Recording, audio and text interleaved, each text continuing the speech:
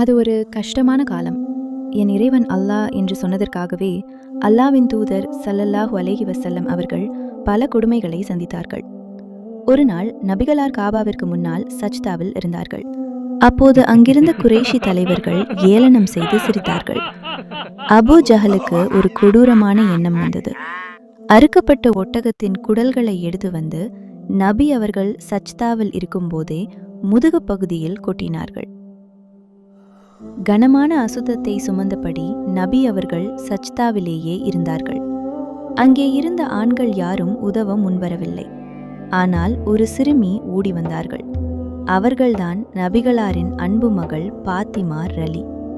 அப்போது இச்சிறுமிக்கு வெறும் 10 வயதுதான். கண்ணீரோடு ஓடி வந்த பாத்திமா ரலி அவர்கள் தன் சிறு கரங்களால் அசுத்தத்தை தள்ளிவிட்டார்கள். தந்தையை அப்படி பார்ப்பதை பாத்திமா நாயகியால் தாங்க முடியவில்லை.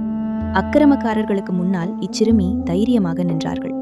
பிறகு நபி அவர்கள் சஜ்தாவிலிருந்து எழுந்து மகளை அணைத்து ஆறுதல் கூறினார்கள். பின் வானத்தை நோக்கி கையேந்தி, யா அல்லாஹ், இந்த அநியாயக்காரர்களை உன்னிடமே விட்டுவிடுகிறேன் என்று துவா செய்தார்கள். சில ஆண்டுகளுக்கு பிறகு பத்ரு போர் நடந்தது. அன்று ஏளனம் செய்து சிரித்த அபூ ஜஹலும் மற்றவர்களும் அங்கே பிணமாக விழுந்து கிடந்தார்கள். அவர்களின் உடல்களை பார்த்த நபி அவர்கள், அல்லாவின் வாக்குறுதி என்றும் உண்மை என்று கூறினார்கள்.